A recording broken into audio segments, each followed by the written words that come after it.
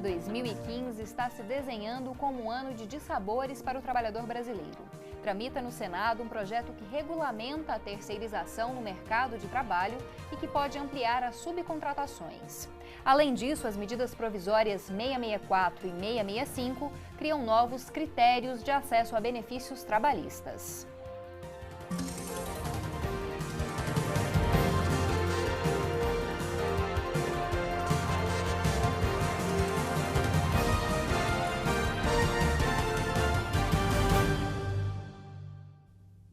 Olá! O Conexões de hoje, transmitido pela TV UFG e pela Rádio Universitária nos 870 AM e no www.radio.ufg.org.br, fala sobre as recentes medidas que apontam para a precarização do trabalho no Brasil. Para falar mais sobre esse assunto, estão aqui conosco no estúdio Arnaldo Bastos, que é auditor fiscal do trabalho do Ministério do Trabalho e Emprego. Olá, Arnaldo, muito obrigada pela presença. Olá, é uma felicidade estar aqui para trocar ideias. E também vamos conversar com Bia de Lima, que é presidente do Sintego, que é o Sindicato dos Trabalhadores em Educação de Goiás. Obrigada pela presença também. Olá, nós estamos aqui muito empolgados em debater esse importante tema que leva todos os trabalhadores a se inteirar melhor sobre esse assunto. Bom, já para começar, acho que o mais polêmico nesses últimos meses, o projeto de lei que agora tramita no Senado e que trata das terceirizações. É visto por uma parte da classe trabalhista como um retrocesso e por outra como uma possibilidade de mais benefícios. Como vocês dois percebem esse projeto de lei? Bia, queria que você começasse. Na verdade, nós entendemos que esse projeto de lei é um desastre para nós da classe trabalhadora. Também presido a Central Única dos Trabalhadores, nós temos feito muitas lutas por todo o país, especialmente aqui em Goiás. Estamos indo às ruas do país desde o início do ano, especialmente contra esse projeto que nós perdemos na Câmara Federal e agora no Senado nós queremos reverter esse jogo. Principalmente para esclarecer para todos os trabalhadores que não têm essa carreira, este ramo, esta profissão, que esteja isento dessa questão da terceirização. Isso prejudica todas as carreiras, todos os profissionais. E não venham com esse papo de que é para regulamentar a terceirização, que hoje não tem legislação específica. Tem muita gente aí caindo nesse engodo, não vá por aí. Nossa tarefa é de defender os direitos dos trabalhadores, porque com esse projeto de lei, se for aprovado, ele flexibiliza geral. A atividade meio com a atividade fim se confundem e quem perde somos todos nós. A CLT, que hoje, depois de 75 anos, tem dificuldade de ser implementada até agora, nós teremos muito mais problemas, porque tudo aquilo que nós lutamos esses anos todos para ver a CLT cumprindo será rasgada. Não adianta empresário querer dourar a pílula. Na verdade, estarão rasgando a CLT. Aquilo que hoje você tem como direito, nós estaremos tendo dificuldade de implementar. E tudo será terceirizado. Então, pensa bem, eu que sou professora, estou numa escola concursada pelo Estado, daqui a pouco teremos empresas oferecendo ao Estado esses profissionais. A que preço? Com certeza não é um preço que valorize esses profissionais, porque as empresas, como nenhuma funciona sem lucro, nós também queremos dizer que aonde é que as empresas procurarão se valer, procurarão ter conquistas e ganhos? Primeiramente, em cima da folha de pagamento. Como já funciona na maioria das empresas terceirizadas? Contrata por um valor X e lógico que ali ela ganha duas vezes, uma vez mais do que o salário pago efetivamente aos profissionais. E sem falar que aí nós vamos precarizar cada vez mais as nossas relações de trabalho, dificultando inclusive o trabalho de mobilização e luta dos sindicatos, que esta é outra questão que nos preocupa sobremaneira, porque já é tão difícil hoje no Brasil, através da organização muito frágil dos trabalhadores nos sindicatos, que muita gente ainda não vê a importância e é preciso as pessoas se interagir e saber que ou você está no sindicato, seja pelo amor, seja pela dor, um dia você vai estar buscando esse sindicato da sua categoria, porque somente juntos poderemos ter êxito. E a lei, infelizmente, flexibiliza, dificulta até mesmo a gente lutar por garantir essas conquistas. Bom, Arnaldo, como a Bia disse, a proposta dessa lei é que a atividade fim de uma empresa possa ser terceirizada também. Hoje em dia é só a atividade meio. O senhor poderia explicar isso? O que o senhor acha também dessa flexibilização? Isso vai ser bom ou vai ser ruim para o trabalhador? O nosso modelo de relações do trabalho, ele remonta à consolidação das leis do trabalho, de 1943. E esse modelo ele tinha uma grande sabedoria. Ele criava todo tipo de incentivos ou de obstáculos para tensionar a relação de emprego no sentido da sua duração. Então, quanto mais duradouro o trabalho, melhor para a classe trabalhadora, melhor para aquela relação que estava ali sendo estabelecida. Esse é o modelo que nós temos hoje, de contratos por prazo indeterminado, aonde vigora o chamado princípio da continuidade. Eu temo que com a adoção de uma terceirização irrestrita, nós venhamos a afetar esse modelo de uma maneira significativa, aumentando assim a rotatividade da classe trabalhadora. Isso é muito ruim. Eu faço um paralelo com uma situação que aconteceu na Espanha. A Espanha, com muitas dificuldades econômicas na zona do euro, com desemprego elevado, resolveram fazer uma reforma na legislação do trabalho e adotar de uma maneira indiscriminada os contratos por tempo determinado. Pois bem, fizeram isso. O que aconteceu? Aconteceu que as pessoas com seus contratos, todos com prazo determinado, elas passaram a ficar muito cautelosas na hora de financiar um carro, de financiar uma casa, de investir o seu dinheiro em alguma coisa que implicasse num compromisso de um prazo maior. E isso foi muito ruim para a economia. Então, muitas vezes, o empresário ele pensa apenas nos limites do seu negócio, da sobrevivência do seu negócio, mas não consegue ver a questão como um todo. Então, a Constituição de 1988, ela se baseia num modelo de equilíbrio entre os valores sociais do trabalho e a livre iniciativa.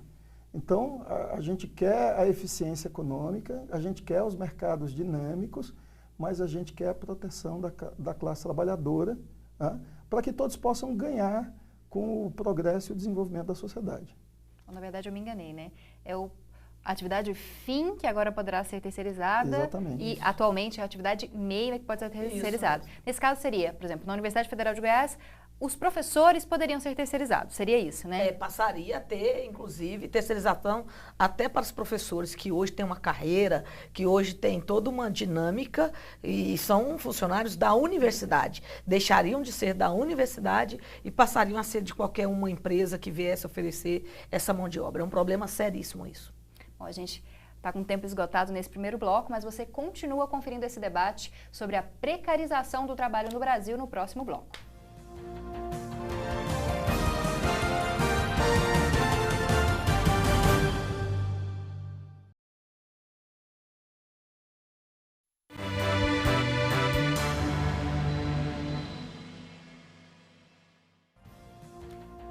Estamos de volta com Conexões de hoje, que trata da possibilidade de precarização do trabalho no Brasil. Estão debatendo conosco Arnaldo Bastos, que é auditor fiscal do trabalho do Ministério do Trabalho e Emprego, e também Bia de Lima, que é presidente do Sindicato dos Trabalhadores em Educação de Goiás, o Sintego.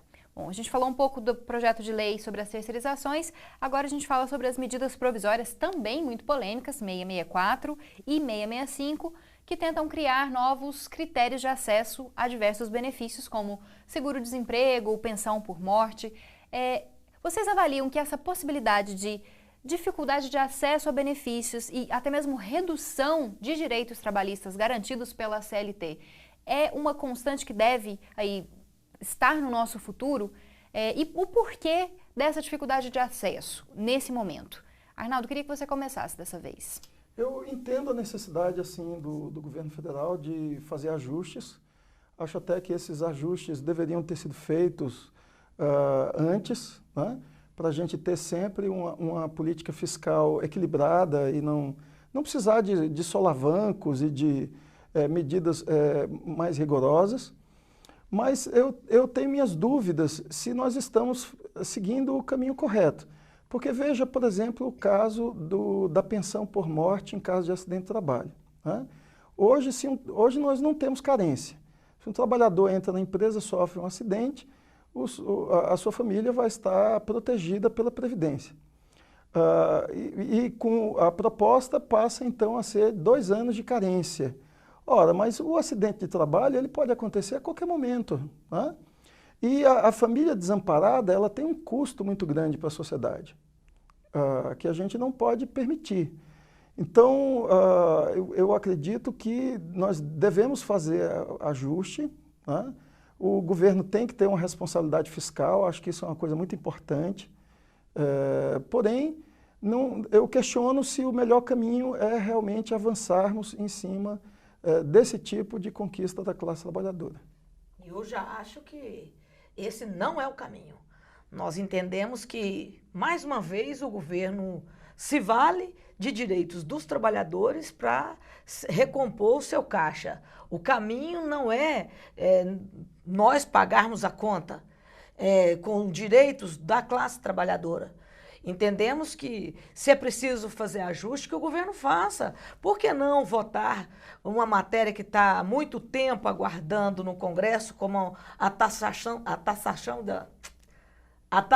taxar as grandes fortunas, né? E que, no entanto, continua os grandes herdeiros não pagando impostos no Brasil, a remessa de lucros das multinacionais não fazendo a contribuição como deveria, e o governo vendo isso, poderia então resolver o problema de fluxo de caixa por aí, não por quem já não tem. Então nós colocamos uma sobrecarga nas costas dos trabalhadores e todas as vezes, na hora de acertar as contas, de novo chamam-se os trabalhadores para pagar a conta.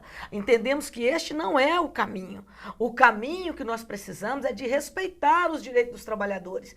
E nesse caso da questão do desemprego, mais ainda, um programa em que dá a quem já está desempregado, uma situação de extrema dificuldade, ainda vamos criar subterfúgio? Aí o governo alega que problema de fiscalização, da ordem de fiscalização. Ora, então, que os fiscais do trabalho façam a fiscalização, mas não que se mude as regras do jogo. Porque nesse caso, ao mudar essas regras, nós da classe trabalhadora voltamos a ser punidos, penitenciados, perdemos os direitos, ou pelo menos dificultamos o acesso a esses direitos. Este não é o melhor caminho e as centrais sindicais, que têm compromisso efetivamente com os trabalhadores, já disseram isso para a presidenta Dilma. Até porque nós vínhamos numa crescente processo de negociação, tanto a questão do auxílio-desemprego, como também o de pensões, também nesses 2 pontos nós já tínhamos avançado significativamente, mas fomos surpreendidos através de medida provisória sem o devido diálogo. Achamos que não é por aí, motivo que nós estamos mobilizando, né, como fizemos agora dia 29 de maio, e vamos fazer em todo o Brasil agora até construirmos uma greve geral no Brasil inteiro. Esse é o caminho das centrais sindicais, porque não vamos continuar pagando essa conta.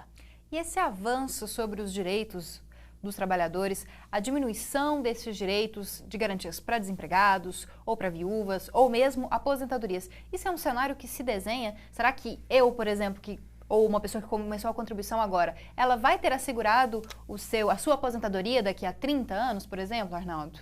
Olha só, o grande problema que nós temos que também equacionar é o problema da eficácia econômica, né? Porque para termos os direitos, nós temos que ter que bancá-los, garanti-los. E eu vejo o Brasil, infelizmente, continua como um país que exporta soja, minério de ferro e proteína mineral, né? Proteína animal, boa parte da nossa pauta de exportações. A gente precisa investir no desenvolvimento dos nossos mercados e da nossa eficiência econômica pela via da educação, da qualificação, da melhoria da produtividade e não por uma superexploração da nossa mão de obra. Tá? Então, eu acho que nós estamos pegando o caminho errado da competitividade. A competitividade se faz com educação, qualificação, né? Mais engenheiros, mais tecnólogos, mais pessoas preparadas para entrar no mercado de trabalho, desenvolver as nossas indústrias, exatamente. Fechando, né? a cadeia produtiva, inclusive, que nós Claro. ainda estamos exportando matéria-prima. Matéria-prima. É um absurdo. Então, a Alemanha tem o seu lugar no mundo, que é produzir as máquinas que produzem os outros produtos, né? Então, a Alemanha consegue manter os direitos da sua classe trabalhadora. A gente tem que criar as condições da nossa eficiência econômica e eu acho que isso passa por educação e não por precarização. Concordo. Bom, esse bloco também chega ao fim e a gente continua debatendo a precarização do trabalho no Brasil no próximo bloco, que é o último bloco do Conexões. Então, não sai daí.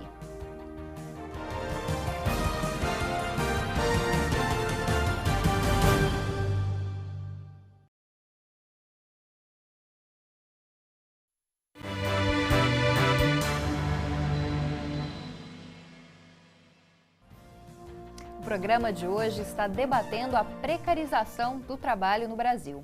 Estão conosco desde o primeiro bloco Arnaldo Bastos, que é auditor fiscal do trabalho do Ministério do Trabalho e Emprego, e também Bia de Lima, que é presidente do Sindicato dos Trabalhadores em Educação de Goiás, o Sintego. Bom, Arnaldo, você me disse durante o intervalo que queria reiterar um pouco essa questão da terceirização em relação a atividades meio e atividades fim. Você poderia, então, explicar um pouco mais para a gente a respeito disso e a sua posição também?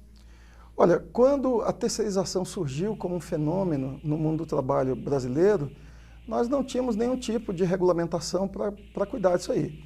E então o Tribunal Superior do Trabalho, ele criou uma súmula, primeiro um enunciado, que depois se transformou em súmula, enunciado número 331, aonde colocou esse critério, essa distinção entre atividade fim e atividade meio, permitindo que as terceirizações ocorressem na atividade meio. E aí nós tivemos, mesmo com essa distinção restritiva, nós tivemos um crescimento muito expressivo da terceirização no Brasil. E esse avanço da terceirização, ele veio acompanhado de fenômenos negativos. A gente sabe que o tempo do trabalhador terceirizado nas empresas é menor, ele tem menos treinamento. Essas empresas que operam terceirizando, muitas vezes não têm a mesma solidez econômica, empresarial das empresas principais tomadoras. Então, esse trabalhador... São mais suscetíveis a acidentes de trabalho. Terminam sendo mais suscetíveis porque tem menos treinamento. A maioria dos acidentes de trabalho que nós tivemos na Petrobras nos últimos tempos foram todas relacionados à quantidade de trabalhadores terceirizados. Então, o Tribunal Superior do Trabalho, ele criou esse critério, que é um critério que muitas vezes é questionado, porque o que é atividade fim, o que é atividade meio. No entanto, teve a sabedoria de adotar um critério restritivo, porque nós não podemos abandonar o nosso modelo inicial, que era o modelo da contratação por prazo indeterminado e com a formação do vínculo direto, por um outro modelo que mergulha a classe trabalhadora numa situação de uma insegurança maior. Sim. Tá? Então, nesse sentido, eu acredito que esse projeto de lei não é um projeto oportuno. Bom, e é uma terceirização que pode afetar tanto os servidores concursados, quanto também os servidores terceirizados. Esse projeto, ele amplia essas possibilidades, até mesmo no serviço público. Na questão do serviço público, me parece que isso já foi eliminado, não prosperou na votação na Câmara. Felizmente, então. Não. Teve a negociação nesse sentido, mas no dia que foi a votação, infelizmente, passou tudo. E aí nós estamos muito preocupados, porque lá no Congresso, lá no Senado agora, vamos dizer assim, começa praticamente tudo de novo. Então nós temos que mobilizar o Brasil inteiro, e você que está nos assistindo nesse momento, converse com o seu senador. Chegou a hora de você cobrar o voto que você deu, porque senão ele vai ser cobrado nas suas costas, com a sua vida, com o seu trabalho, com os seus direitos. Nós estamos fazendo esse trabalho no Brasil todo e precisamos definitivamente que os senadores não rasguem os direitos adquiridos da classe trabalhadora. E esse projeto faz isso. Ele rasga os nossos direitos ao flexibilizar a legislação, que mesmo que está aí, já desde como nós dissemos no início, de 75 anos em vigor, nós ainda estamos remando para ver se cumprem. Tendo tanta dificuldade como foi agora na questão das empregadas domésticas, que regulamentou agora. Quanto tempo se passou? E nós estamos aí para ver esses direitos sendo executados, sendo cumpridos. E é tão difícil. Quando é para atender o trabalhador, é muito difícil. E nós não podemos ter um retrocesso. O momento é de que a gente possa avançar, eliminar direito de jeito nenhum. Bom, outro ponto que a gente não poderia deixar de tocar, falando de precarização do trabalho, mas dessa vez em âmbito estadual, é a questão do parcelamento, do pagamento do funcionalismo público. Isso feito também como uma forma aí de melhorar o caixa, de sanar a crise econômica. Como que o sindicato vê isso? Como que os trabalhadores, hoje, servidores públicos do Estado, percebem isso? Bia? Fomos pegos de surpresa quando chegou na hora de recebermos nosso salário. Eis que pagou-se parcelado. Nunca tínhamos visto uma coisa tão absurda como essa. Na hora de pagarmos as nossas contas, nós não damos conta, né? A CELG aumentou 75% a energia e agora, na hora de pagar, a CELG pergunta se ela vai aceitar você ir lá pagar parcelado. Não vai. E o mesmo com a água, e o mesmo nas nossas contas, os nossos compromissos. Então, essa é uma situação que criou uma contrariedade, e mais do que ficar contrariado, é o trabalhador não ter a database, não ter o piso da educação, não ser a carreira recomposta, porque são 6 anos sem concurso público para professor, 15 anos sem concurso público para os administrativos da educação, e a situação, portanto, da carreira está extremamente difícil, os contratos temporários, o governo dando calote, pagando menos que o salário mínimo para um professor com 20 horas. Olha que absurdo. Aonde chegaremos? De novo, joga nas costas dos trabalhadores do serviço público na hora de pagar a conta. E aí, absurdo, o que a Assembleia Legislativa fez? Deu um perdão fiscal na ordem de 1.200 bilhões para o Friboi. E quem que vai pagar a conta? Nós, trabalhadores. Esses absurdos estão acontecendo o tempo inteiro na Assembleia. Pena que as pessoas não têm tempo de acompanhar de perto o que acontece na Assembleia. Porque no final do ano, a primeira coisa que se fez foi pagar reajuste para o governador e para os deputados de 25%. Você está correto.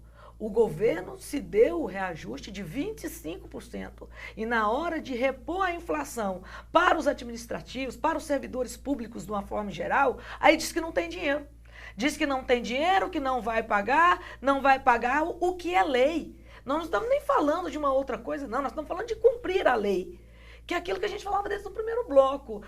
Vai mudar a lei, mas o que está aí nem está se cumprindo, ainda quer mudar. E lógico que não é para beneficiar. Quer se mudar a lei sempre para prejudicar. E é aquilo que você perguntava ainda há pouco. Essas mudanças que estão vindo, tanto no governo federal, nos governos estaduais, nos municipais, tende a copiar, principalmente quando é muito ruim para o trabalhador, copia. Quando é bom, não copia não. Mas quando é ruim, tenta se copiar aquilo que está posto no governo federal, nos governos estaduais. E o que está aí posto é que é para nós pagarmos essa conta. Nós não devemos aceitar isso, motivo que nós temos feito tantas manifestações e mobilizações, inclusive chegado à greve. Estamos trabalhando muito para que a gente possa converter estas situações e a gente assim poder garantir o que é direito legítimo de todos os trabalhadores.